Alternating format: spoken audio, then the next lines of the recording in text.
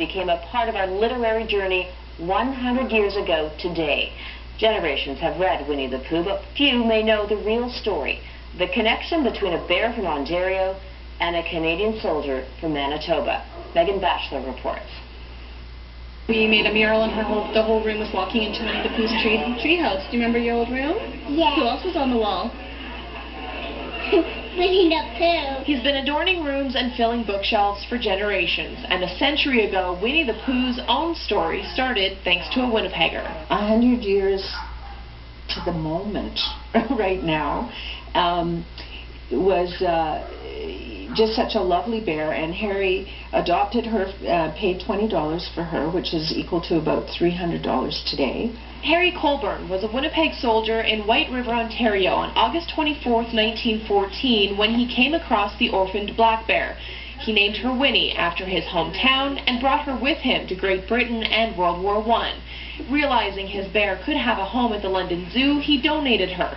That's when she was noticed by Alan Alexander Milne and his son Christopher Robin. Winnie the bear cannot move her claws in and out, but she can hold an orange between her paws. This rare video shows Winnie at the zoo where she was noticed. Though she's not eating honey, there's other similarities between Winnie and her cartoon counterpart. In his stories, the fictional bear and the fictional boy replicated the real relationship of Winnie the bear and Christopher Robin Milne.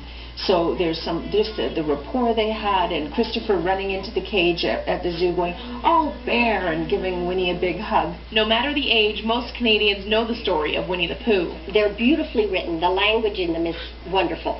And as a kid, I always remember the horrible heffalumps.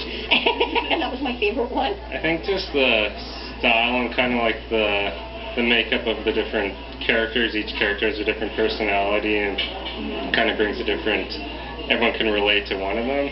So beloved in Winnipeg, there's even a museum featuring the bear. It houses sketches, stuffed animals, and limited edition art painted by the illustrator and purchased for almost $250,000. Hello, Pooh, said Rabbit. Hello, Rabbit.